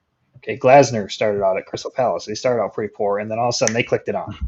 Iriola, same thing. Iriola, yeah, I think Semenyo or somebody gave an interview and it just clicked. They went on like 8 or 9 yeah, winless run when he got there, and then it just started clicking. yeah. And so I Amram's don't know been if here a that's little going to longer than happen, but that. just a little bit. Yeah, this is not good form. Box says it's relegation form. It is Yeah, awful. Composed View says, so Ericsson, you don't think he's going to tweak things as the season unfolds? We literally just played our 4th Premier League game against the season against a title challenger. It's true, but again, there are people who are looking, because Amram's been here since last November, right? And I think that people are looking at that as well, and yeah, the fact that he didn't really change a whole lot last season either.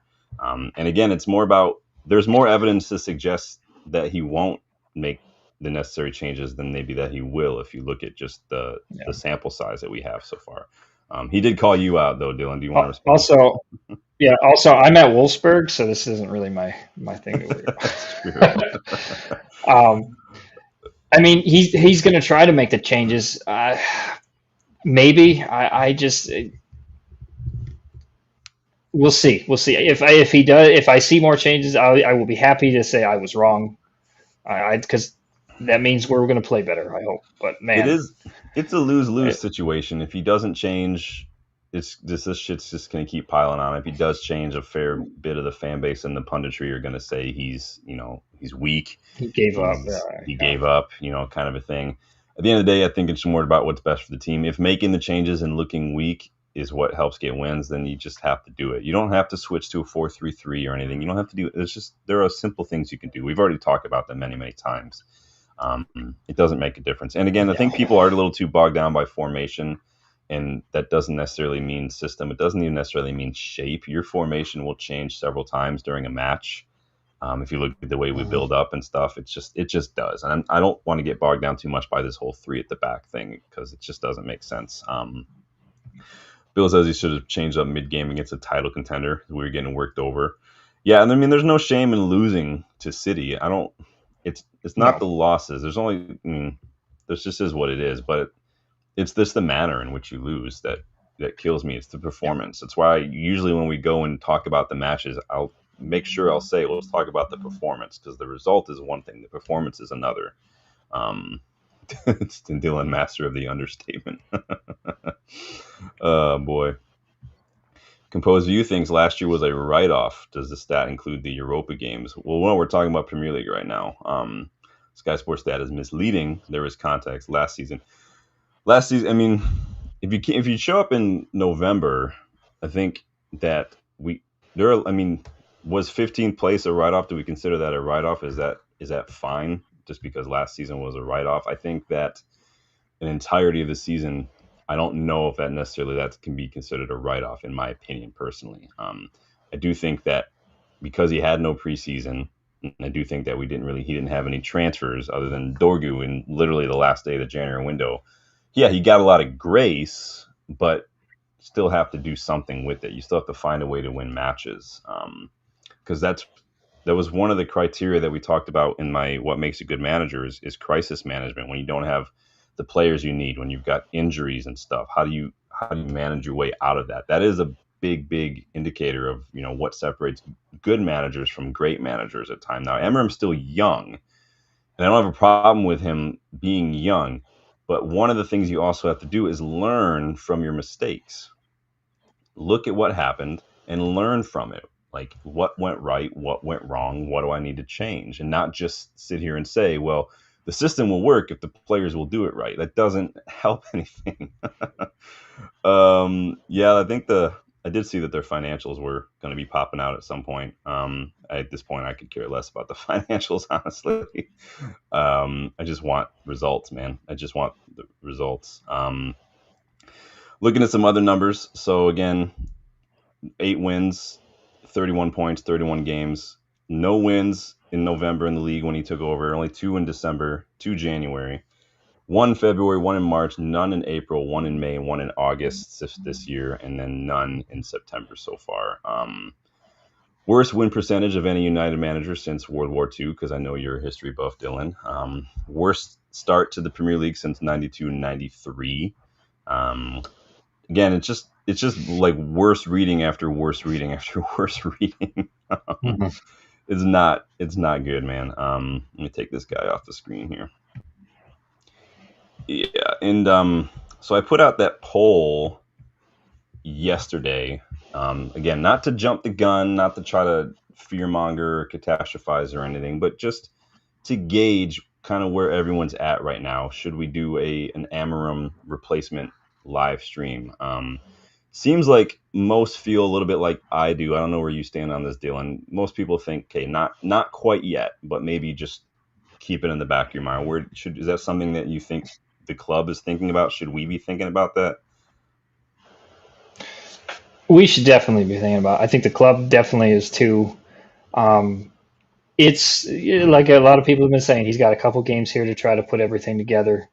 Thanks, Stephanie. You're awesome, by the way. Big up. So, yeah.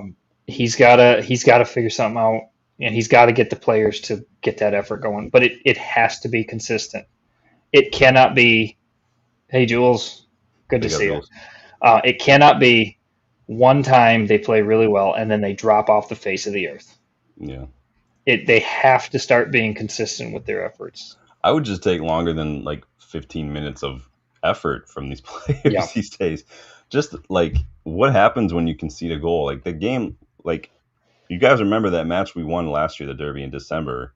We conceded first, Hmm. and then we came back to win. Like when we conceded on Sunday, I wasn't necessarily panicking because I'm like, okay, this isn't. But why is it the players don't show that same resilience, that same kind of positivity, that same kind of intrinsic motivation to kind of say, okay, you're right, we got a little bit of work to do now. Let's up this level a little bit. Let's increase this tempo. Let's not make that same mistake because the literally the same mistakes that saw us concede the first goal saw us concede the other goals. It's just people switching off, overcommitting to challenges, Yep. caught out of position, and City just exploited it. It Hmm. shouldn't take 3 times for us to realize, all right, maybe we shouldn't do this. Like, I don't get that. It's like it's hard because I can't believe that Amorim is sitting there and telling Shaw and DeLitt, hey, let Holland just run through both of you guys and do that. Like, Yoro, get caught out of position. He's not telling people to do that. Mbumo, miss a sitter. He's not saying that. So I just, yeah. But again, this is all going to fall on the manager, right? Hmm. Um, so do you think that Ineos are already thinking about replacements, Dylan? I don't think they're serious about it yet, but they're definitely drafting a list just to be prepared. You have to They're, have a list. I mean, yeah, right? You just to do you're doing your proper diligence as owners and stuff, right? I yeah. mean, I th- Ten Hag was in the job, and we were literally meeting with other yeah. managers.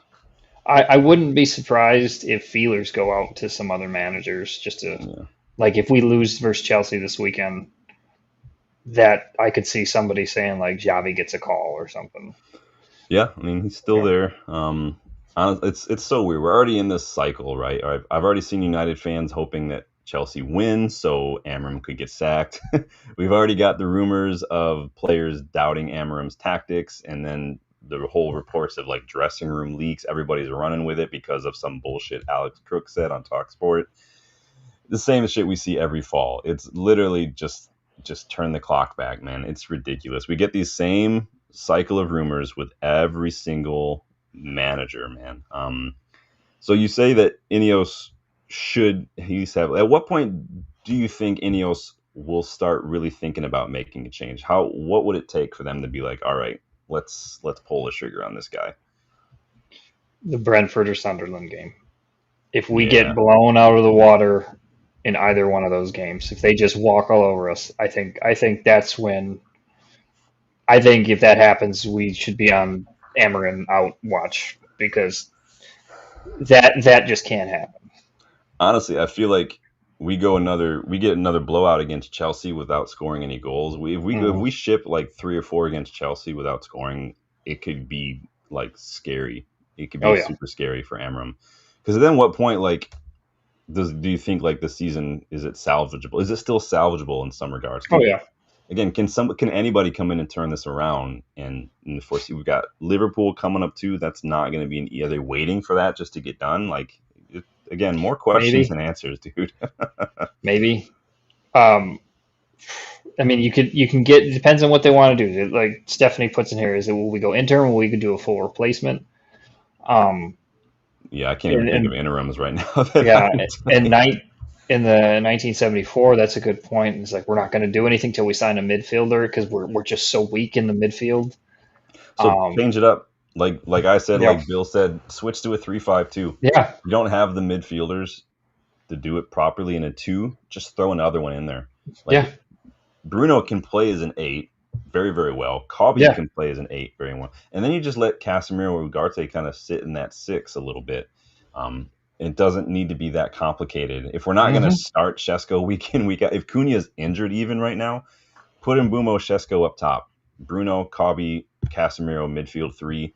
It's not that difficult to do. It's not a super big deviation from the way Yeah, we're already playing anyway. Like it doesn't make sense to me. Just put another body in there. Midfield yeah, is where we've been losing the battle under Amram since he got here.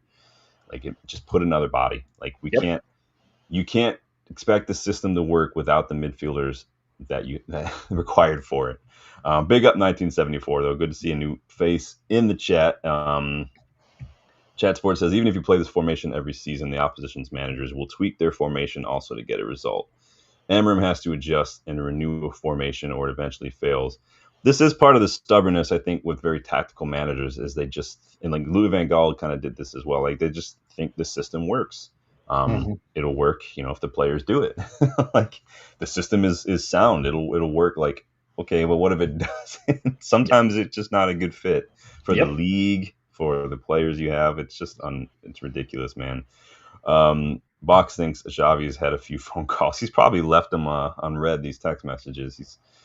I don't know any manager would want to come in mid-season because it doesn't really seem to work out very well. Honestly, Big Sam will take that paycheck. no, fuck off. What are you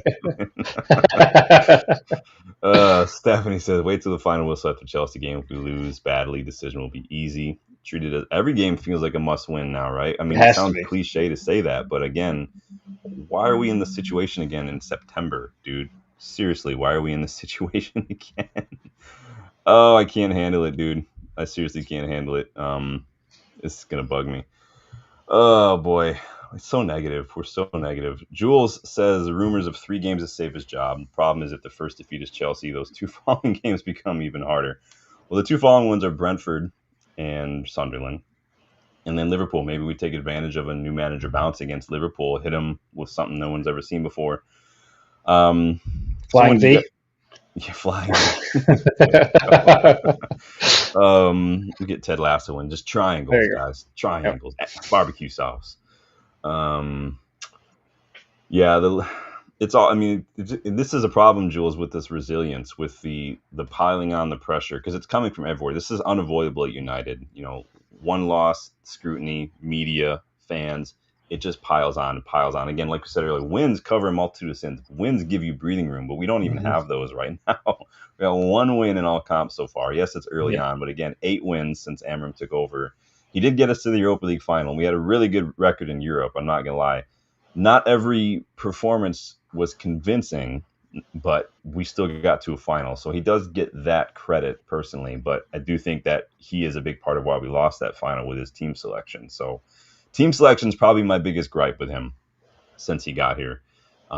Bad starting 11 and not great substitutions has been a big issue for me. And I think I'm not alone in that. You guys let me know what you think. But like, yeah, Jules, I've seen these rumors, like we said. Indy Kayla came out and kind of said that this reported that Amorim's got till October to turn things around when the next international break comes around. Indy Kayla also reports that the short list of replacements is already there. Simon Stone, though, counters that and says Amorim has their full backing and it's a long-term project. And so, I don't know. I'm not overly thrilled by any of the candidates that were listed today. I don't look instantly think they're going to change things automatically or convinced. Like I like Iriola at Bournemouth. He It's not going great, and it didn't start well for him when he first got there. It didn't end well for him last season. Glasner, he's kind of a choice right now, right? I think a lot of people mentioned that was one of the other. I saw Pochettino mentioned. I was like, really? I mean, really? Not Mm, not a fan. no. Like I said, I've got No. options. I've got like 7 or 8 prepped and ready to go, but I don't know. If we don't pick up points before the international break, though, is that a little too late for anything to be saved from the season, Dylan? No. No. We'll have enough games to rebound, but they'll be at a premium. We're going to have to take advantage of where we can. Yeah, So get draws where we can with the European qualification spots with those teams. Really hit the teams that are struggling. Like knock on wood. If hopefully we don't want to run into Wolves on a new manager bounce because that could be something. we always seem to get Wolves on a new manager bounce, man. Yeah. We can always get them on a new manager bounce. Yeah. Yeah, we really got to take advantage of the fact that we've got one competition a week right now. We're Mm-hmm. the only big club not in any other competition besides the Premier League right now until the FA Cup picks up. We need to be doing better than this. Other clubs are Yeah. stretched in between a couple different competitions. It's ridiculous. Jose Mourinho has been spotted. Oh boy. Oh, geez. Trini, if this happens, I literally will not do a video for a week. Just not gonna happen. Welcome to my channel, everybody. No, no, no, no, no. Chat says, can we just go without a manager? I mean, we might as well, right? Fuck. At times. We really should have done against Grimsby. Amorim really didn't need to go to that No. match. He could have just pulled a No. Jurgen Klopp and called in sick that day. Yeah. I saw some chat. You see when the media is really trying to hype up when we got all these reports today that Darren Fletcher is impressing with his work with the academy. Like, okay, you're trying to push that Fletcher should come in and take over. They love a freaking romantic story, doesn't it? He's got a couple of assistants. Yeah, he's got a few. I don't trust any of his coaching staff right now either because it's just set pieces. We're just shit, man. It's just bad. Stephanie's got to dip out. Thanks for stopping by, Steph. Thank you. Appreciate you. Guys, make sure you're liking the video. Make sure you subscribe to the channel if you are new. Love seeing all the new faces. Love to see all the regulars as well. Rob says Neil Warnock. Oh, boy. I'll bring back Casey Stoney at this point. Hell yeah. Be the first club to bring the woman manager of the Premier League. I mean, that writes itself, man. F it. Chat wants to know, is Eddie Howe on the list? You'll have to wait and see if we get to that point. So we might not have to do this. Amorim could go on like a 15-game winning streak, and then I can just trash that whole video. Who knows? No, we should do it anyway. So this is what could have happened. What if? Well, it'd be a whole string of what there if. You go. What if this manager took over? What if this manager took over? Bill says, can we ask why the last few managers have pushed out players that have tons of promise? The only player I've seen a fan of pushing out was CR7. Well, who are you talking about? You got to let me know who you're talking about, because I think that some of the players that we pushed out this summer have had quality problems or attitude problems. I think that Anthony, quality. Malacia is still here. Onana, quality. Rashford, Garnacho, Sancho, attitude problems. Who do you think had promise? Let me know, because I got to know. Because you can think one person and I can think another. So Rob says he's heard we've been actually approaching managers. Who have you heard that from, my friend? Interesting. Goldbridge. Okay, well, moving on. Jules says 2 defeats out of the next 3 and he's gone. Jules, what do you think of my new shirt, man? I know you're a big fan of the vintage shirts. This just got in the mail yesterday. 2 defeats out of the next 3 and he's gone. Well, if we lose to Brentford, who are not great, and Sunderland, I'm going to be upset. Hold on. Where's Brentford in the table? Let me look real quick. Yeah, look it up for me. Yeah, Jules, he gets that a lot. Like I told you, I'm gonna try to go to Wolfsburg for one of these games. See if they just let me in.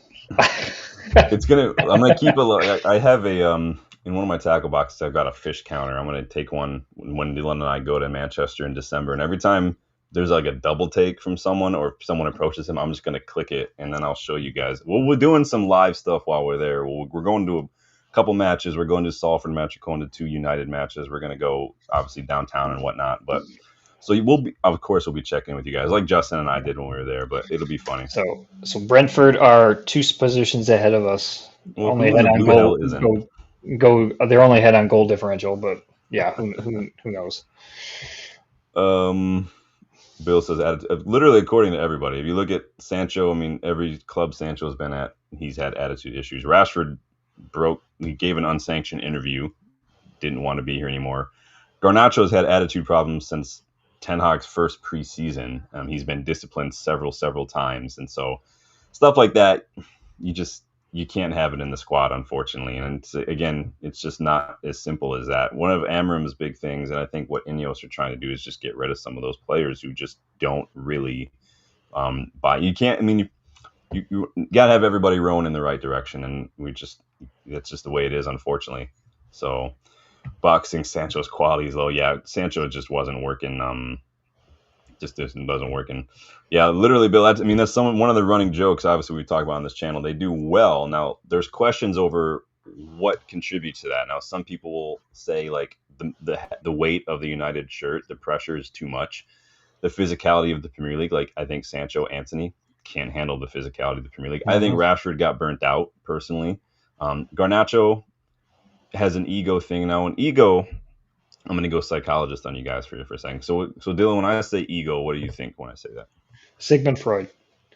Okay. So if I would say in conversation, like, oh, someone's got an ego, like, what do you think that means? They think pretty highly of themselves.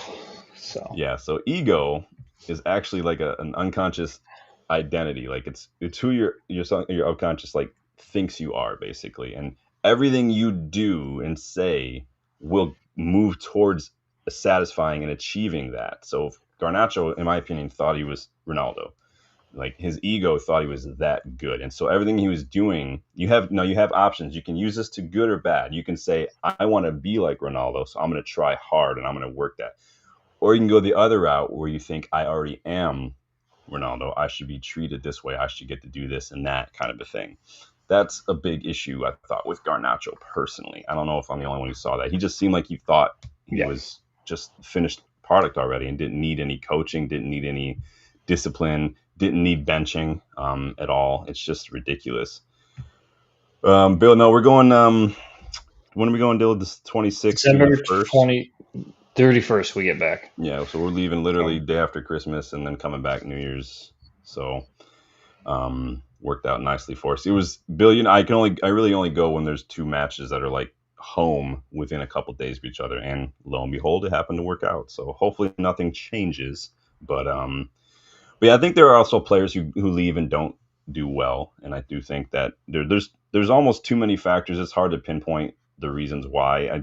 We can look at it on its surface and say, yeah, managers and players are good, and then we sign them and they don't do well, and then they leave and they seem to do well. Some of Not all of them do, but some of them do. Now, again, there are a lot of reasons for that, but like I did a whole video on why McTominay, was doing well, so you guys can go check that out. So, um, Bill says Garnacho didn't give up in games like Luke Shaw did. Yep, but that's just one. That's just one trait. Like giving up is one thing, but Garnacho wasn't really coachable. He wasn't really developing in the sense that he wasn't getting his head up. He wasn't making good passes. You always knew what he was doing. His shooting was obvious. That's why a lot of his shots got blocked, because it was obvious when he was going to shoot. He had nothing else in his locker other than, I'm going to get into space on the left and I'm going to cut inside and shoot, which is fine when you're young. But the problem is when you have this attitude, this ego, and you're uncoachable, which is not necessarily a horrible, horrible thing. Like it's okay to back yourself. It's okay to be, to have that kind of mental strength. But at the same time, you're part of a team, and I just don't think Garnacho. I think he just wanted to play the way he wanted to play. I don't think he wanted to play as a 10 and stuff. So it is what it is. Again, there's no right answers, no wrong answers. It's just all about perspective. So, what are your thoughts on Garnacho, Dylan? I disagree a little bit because I do remember he'd lose the ball sometimes and give up. Like he'd not Oh track yeah, back. I know hell yeah, that's a fair amount of players to do that, but it just seemed like he would kind of get petulant at times. I don't know if it's just because he was a young player, and I deal with teenagers all the time, so that I might be biased in that regard. um, but he did try. I remember was it the Brentford game last year? We lost 4-3. He was still putting up good shots. He yeah. was trying to make a difference, but yeah, I don't think over time his attitude would have worked well. I think United probably was not the best spot in terms of having him start. He probably could have used a loan where he would have started out at a younger club or at a smaller club, and maybe the ego wouldn't have built up as much. Yeah, I think the biggest issue with Garnacho, and I think it is almost something that we did, is just, he just never had any competition. Yeah, He just always would play until Amorim showed up and maybe didn't really like what he saw. Amorim seems very attentive to mentality, attitudes, and if he notices that you're not, like he did with Rashford and Garnacho, literally we're not even in the squad for that first derby, and we won. But again, Garnacho's had disciplinary issues, whether it's social media, showing up late, since Ten Hag really got here, and this was the manager hmm that brought him into the first team, and so there's history there. And those are the things that need to change. So I don't have a problem necessarily with Garnacho, but he just started to the stuff just got more prevalent with the social media and the behavioral stuff coming out after the final and complaining. Like again, it's one of those things. You and I can complain about it. A lot of us can complain. You should have started with the way Spurs play, but as a player, you can't. You just can't do that. It just is what it is, and so it's unfortunate. But yeah. Box says Garnacho spends too much time on social media, looking at what clowns like Saeed and Faz have to say. Yeah, I did. Yeah, I did not like the way that one of the content creators treated him outside of the tunnel, because the tunnel is right there. If you show up a couple hours before the match and hang out, you can see the players. They'll take photos. Dylan, if we get there early enough, maybe probably not. We'll might have to wait for the Wolves match, but we'll at least go up to hotel football before the first match. We'll have time for that. It is what it is. Everybody's going to have a different perspective, a different hierarchy when it comes to characteristics and traits that they prefer over others. It is the beautiful thing that makes us great as a society, right? The differences make us more similar than not. So, Bach says, yeah, a lot of men. I mean, I don't know. I don't have time to watch them all like I used to. I used to be able to watch so much. Now I've got to be pretty selective about it because my day fills up pretty quickly, and so I don't get to watch as many of them as I used to, unfortunately. But Jules says, who was his role models? Yep. Who was keeping him in check? Even McTominay had enough. Yeah, I agree. McTominay, I mean, it is what it is with McTominay. It is weird to think about what players these guys are using as role models, because these guys are in a generation who, like, obviously Garnacho loves Ronaldo, but you've got players who would literally look at like Neymar as a role model or Mbappe as a role model, and I'm like, that's not great. Well, and we've talked about this several times on the channel. We talked about the lack of those role models in the locker room since Carrick and Rooney have gone. It's been Pogba and Lingard. Yeah. And they didn't. Go ahead. I was going to say they weren't necessarily the ones that were in it for the wins. They were, they did want to win, but it wasn't necessarily the most important thing. We had guys when Matic was here and stuff. I mean, remember Matic and the other older players literally had that fine system that they put in place. Yeah, Juan Mata. And they would find players who weren't showing up on time. And Matic literally said afterwards, yeah, Sancho and Pogba were the ones who ended up paying the most money because these guys it wasn't professional. People forget there's a word in front of footballer, and it's professional. And it has a lot to do with what happens off the pitch just as much as what happens on it. And that's one of those things that, in education, Ibra was a good role model. He had his own personality. He was the way to do it. He had a personality, but he came in, he worked hard. I think Maguire is a good role model, but I just don't think Maguire is the flashy personality that young players tend to gravitate towards. He got his head down when he got the armband stripped. He works hard. He performs whenever he plays. It's not the quickest. I don't really necessarily think you have to be super fast to be a good center back. It is what it is. But that, to me, is the qualities that are a good role model. Selflessness, hardworking, humility. Unfortunately, maybe it's a generational thing. And I do think it is, because we run into problems with that in education. Like, how do you motivate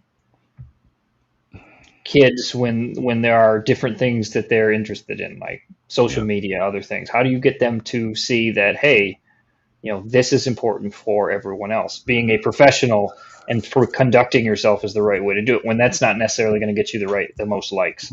And I think it starts too, and so many people have said this to ex-players and whatnot, like, you've got to surround yourself with good people. And like, I'm not trying to judge. I'm just saying people who will tell you what you need to hear, people who have your interest at heart, people who aren't just yes men and just hyping you up, people who aren't going to be like, oh, I can't believe they didn't start you today, oh, you should try to leave. People who are just grounded and are healthy and just honest, good people. And too many of these players, it's more of an entourage than a good social circle kind of a thing. Like, and it's unfortunate, really is. And like, this touches upon what you've said. Like, you can lead a horse to water, right? You have students in the class. You can give them all the tools. You can, Dylan, you're a teacher because you care about students. I'm a therapist because I care about people, but a doctor cares about his patients. But you can give the patient medicine, but it's up to them to take it. Like, there's only so much we can do, unfortunately. And you and I will probably bend over backwards and think of all different ways to try to motivate people, try to help people, and it sounds like I'm not trying to humble brag. I'm just trying to say that, like you're saying, Box, some people don't want to hear that kind of stuff, or they're not ready to, maybe at a certain point in their life. Yeah, that's a big thing for that I see with the kids. Some of the kids just aren't at the point where they can accept what's being presented to them. And what do you expect from 18, 19, 17-year-olds who are given like professional contracts at Manchester United? I'm not saying that's an excuse, but I'm like, these kids literally are like barely out of puberty, like barely out of that neurological stage where the parts of your brain that feel things and the parts of your brain that understand it, some of that is not even fully developed yet for some of these kids. And we're giving them money. We're moving them all over the place. We're giving them the spotlight. They get big. They don't know how to do that stuff. No. They have to rely upon their parents and their agents to have their best interest at heart. Yep. It's I don't know, man. There's so many levels and layers to this, dude. It's insane. Big up, Jules. Thank you for stopping by, man. Yes, Appreciate it. Bill says, okay, let's set up a meeting with Dan Campbell and search him. Who's Dan Campbell? He's a Lions coach, man. I'd run through a wall for that guy. He says, I don't watch NFL. I used to watch NFL, and then the more as I started watching more European football, like this, the commercials, dude. It's literally the commercials. Get you. Bill, I'm right there with you, though. Let's do it. Let's run a 2-second halfback route, and then we'll switch to a 30-second commercial break every single time. I can't do this. It's a 1 hour football game. Why is this taking 3.5 hours? I can't handle it. I can set my whole day around a United match, and I'll be fine. This is ridiculous. Well, one's a coach and one's an owner, so I mean, they're different there. But you can set up a meeting with Campbell and Amorim if you want. That might make better sense. So. No, Box, what's the news about Nice? Let's look it up. We might have some breaking news. I'm also doing this. I don't see any. You have to be more specific. Now you're making me look at stuff. Dylan, I'll let you find it. Right. What is the news, Box? You can't do you're doing like what TV does. Like, he's right behind us. And then they go, who's right? Just tell me who's right behind us. Don't. Or like my mom when she sends a text, like, I need to tell you something important. Tell me what's important in the text. Yep. They wanted to sign Hoyland and Mainu, as Box says, on loan, and we rejected it. All right. Well, I mean, Hoyland probably could have done well. Mainu, we can't lose midfielders. We just can't. Yeah. Yeah. I think someone like Kone, Thwaites, Cheeto, I think those guys could probably go there and do well. Kamison, I think we should be utilizing that a little bit more than we have personally. We've got someone at Lausanne Sport. We need to be sending people to Nice. Honestly, in my opinion, Sir Jim just needs to sell Nice, get $500,000 minimum, and then we could start doing some more stuff. But not my money, not my issues. But it's going to be interesting, man. Chelsea, Sunderland, Brentford, Liverpool. Honest to God, Liverpool could be worse than the 7-0 the way we played on Sunday. Personally, I'm not looking forward to it at all. But we got a little bit of time, so maybe, who knows? We could get it. We could be talking about a new manager bounce. Maybe Zidane will rock up and just take over. Who knows? No, I don't think Zidane would do well. No, he's waiting for France. Zidane is the kind of manager, at least Real Madrid job is the kind of job where it's not necessarily about tactics. It's just about managing the egos and just playing the players in the best position you can. It just is what it is. You have to be the biggest ego, the biggest personality, you have to have the biggest stature in that dressing room, basically. And it's hard to match him. Yeah, exactly. That's the other thing. Ronaldo would have been the only one. And Zizou walks in, Ancelotti walks in, these guys walk into that dressing room, and that's who they are. So I think Cantona probably could walk into that dressing room. He wouldn't coach because he's not a coach, but he's probably another one who could walk into that dressing room and everybody would stop. And you just probably feel him in the building before you even saw him at that point. Yeah. Let's see. Yeah, King has returned. You can't speak English good. Neither can you. I'm just joking, Trini. That's about it for us, you guys. Dylan, do you have any final thoughts on any of this that we've been talking about? I'm hoping we don't have to go through a new manager thing again. I'd like to see this turn around and be a point where, hey, this was a low point, the Tara Fergie point, but man, it doesn't feel like it. And here's hoping Saturday's better. Is it Saturday this weekend? I think it's 12:30 on Saturday. I think we're the main event on Saturday. Nice. Or is there a 3:00 game? I don't remember. I don't know. If it's Saturday, that's cool. You probably get more people to hang out. But what did you guys end up saying in this poll? 24 votes. 50% of you thinks that Amorim, in order to turn it around, he needs to change the formation. 38% of you say improve his team selection. 4% of you say just up the tempo. And 8% of you say stop pressing so high. I almost was tempted just to put in for a joke like leave, but I think I probably got 100%. I would have won. So probably. Yeah. I'm going to end that note. Thank you guys for getting involved in that. I thought it's been a really good discussion tonight. Mm-hmm. I appreciate everybody getting involved. A lot of new faces in here. It's been excellent. Um, Hopefully things turn around, right? Hopefully things just improve. Hopefully it starts clicking, especially in that final phase of attack. But again, I think a lot of people are looking at what we have seen and they're just experience. Again, this is what your brain does. It just Yep. goes from experience, and right now the experience isn't so hot. So, Yep. um, but in any case, guys, like the video, please subscribe to the channel. Thank you, Dylan, for taking time out of your day. You guys know how appreciative I am. I know we're all appreciative of Christian Eriksen's better looking brother stopping in. Um, Dylan, thank you again, man. Hope you're doing well. I need to say Yep. goodbye to everybody for me, brother. Yep. Sean, thanks again for having me on. Thanks everybody for being a part of the chat. Always a pleasure to be on here. Let's see if we can pick up some point or some good result here on Saturday. Come on. Yeah, guys, make sure you got that bell hit too. Look out for an announcement tomorrow morning regarding the United vs. Everybody store. Check those memberships too, you guys, and keep a lookout for what if episodes and scouting reports too. So take it easy, you guys. Take it easy. And I will see you guys on the next one. Later. All right. Take it easy, everyone.